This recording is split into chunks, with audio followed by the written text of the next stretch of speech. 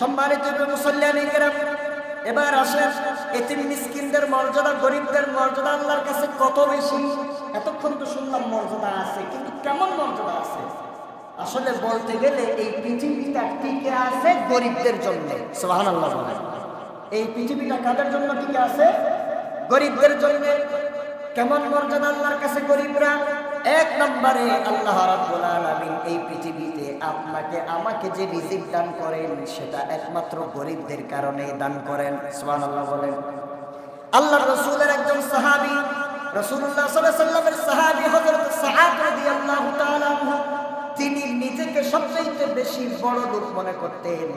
গরিব সাহাবীদের সামনে আসলে তিনি বলতেন, এরা তো নিম্নমানের সাহাবী, গরিব সাহাবী। গরিবদেরকে আল্লাহর নবীর এই সাহাবী অবহেলা করতেন। রাসূলুল্লাহ সাল্লাল্লাহু আলাইহি ওয়াসাল্লাম তার সাহাবী হযরত সাআদ রাদিয়াল্লাহু তাআলা আনহুকে ডাক দিয়ে বলছেন, ওরে সাআদ, তুমি যে গরিব সাহাবীদেরকে অবহেলা করতেছো, গরিব মানুষদেরকে যে অপমান করতেছো, অসম্মান করতেছো, অমর্যাদা করতেছো, ওরে সাহাবী শুনে রাখো, একমাত্র এই গরিবদের কারণেই কিন্তু তোমরা বড় লোক হয়েছো। সুবহানাল্লাহ। বড় লোক যারা হয়েছে তারা কাদের জন্য বড় লোক হয়েছে? গরিবদের জন্য। কারণ গরিবরা যদি না থাকতো আল্লাহ রিজিক দিতেন না। রাসূলুল্লাহ সাল্লাল্লাহু আলাইহি ওয়াসাল্লাম বলেন, ক্বালা রাসূলুল্লাহ সাল্লাল্লাহু আলাইহি ওয়াসাল্লাম, হাল তুনসারুনা ওয়া তুরযাকুনা ইল্লা বিদুআফাইকুম। আল্লাহর হাবিব বলেন, তোমাদের দুর্বল লোকদের দোয়ার কারণে তোমাদেরকে সাহায্য করা হয় এবং রিজিক দেওয়া হয়। এই দুর্বলরা, গরিবরা যদি আল্লাহর কাছে দোয়া না করত, তাহলে আল্লাহ তাআলা রিজিক দেওয়া, তোমাদেরকে সাহায্য করা বন্ধ করে দিতেন। এজন্য গরিবদেরকে অবহেলা করবেন। আবার আরেক হাদিসের মধ্যে আল্লাহ রাসূল বলছেন, ও আমার সাহাবীরা শুনে রাখো, তোমরা গরিবদেরকে অবহেলা করবে না, কারণ আমি রাসূল গরিবদের মধ্যেই আছি। সুবহানাল্লাহ। আমি রাসূল বড় লোকের মধ্যে নেই, গরিবদের মধ্যে আছি। রাসূলুল্লাহ সাল্লাল্লাহু আলাইহি ওয়াসাল্লাম বলেন, আমার সাহাবীরা, আমি রাসূলকে তোমরা কোথায় তালাশ করবা? আল্লাহর হাবিব বলেন, ইবগুনি বিদুআফাইকুম ফাইন্নামা তুরযাকুনা ওয়া তুনসারুনা বিদুআফাইকুম। আল্লাহর হাবিব সাল্লাল্লাহু আলাইহি ওয়াসাল্লাম বলেন, ইবগুনি দুআফাআকুম, ইবগুনি দুআফাআকুম, তোমরা আমাকে দুর্বলদের মধ্যেই তালাশ করো। সুবহানাল্লাহ।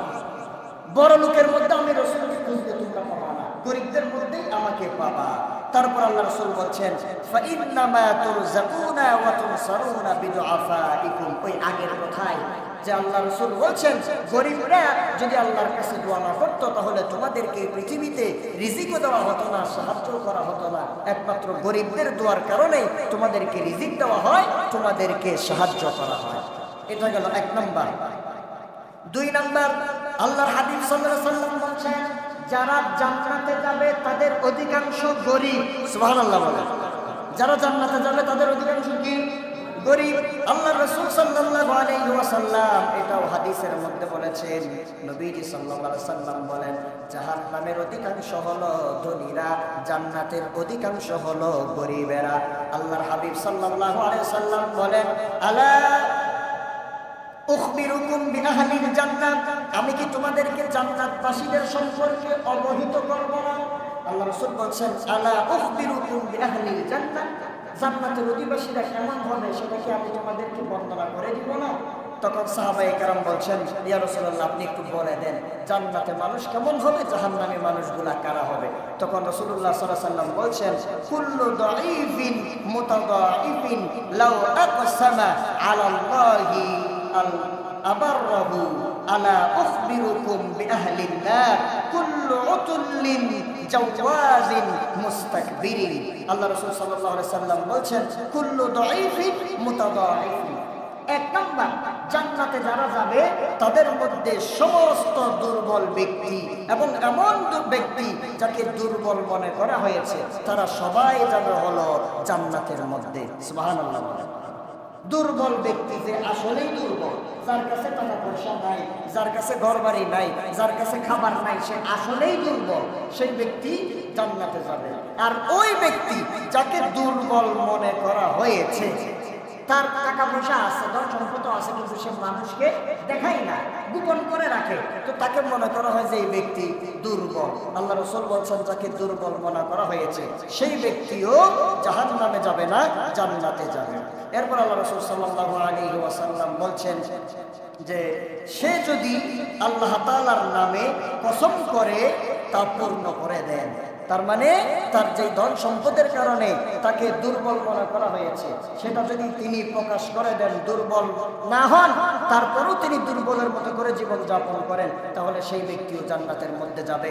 এরপর আল্লাহ রাসূল সাল্লাল্লাহু আলাইহি ওয়াসাল্লাম বলছেন আলা উখবিরুকুম বিআহলিন নার, আমি কি তোমাদেরকে জাহান্নামী মানুষদের সম্পর্কে জানিয়ে দিব কারা জাহান্নামে যাবে?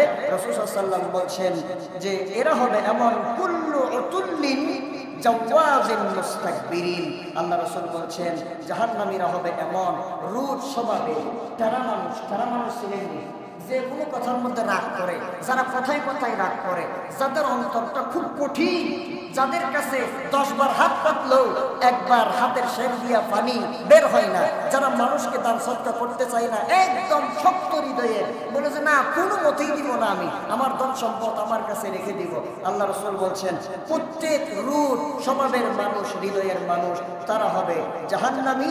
এবং এরপর আল্লাহ রাসূল সাল্লাল্লাহু আলাইহি ওয়াসাল্লাম বলছেন প্রত্যেক দাম্ভিক অহংকারী মানুষ জাহান্নামী। নাউযুবিল্লাহ বলবেন না? তাহলে অহংকার করা মানুষ কিসের কারণে? সম্পদের কারণে। সম্পদ যখন যত বেশি বেড়ে যাবে তার অহংকার তত বেশি বেড়ে যাবে। এখন সম্পদ যখন থাকবে তখন সে এগুলা খরচ করতে চাইবে না, তার কাছে যখন চাঁদা চাওয়া হবে মসজিদের জন্য, মাদ্রাসার জন্য কিংবা কোনো কারো সাহায্য করার জন্য, তার কাছে যখন টাকা পয়সা চাওয়া হবে তখন সে হৃদয়কে শক্ত করে, মন দিন শক্ত করে বলবে যে না এই টাকা কামাইছি আমি অনেক কষ্ট করে, এই টাকা আমি কাউকে দিতে পারবো না, সেজন্য সে দেয় না।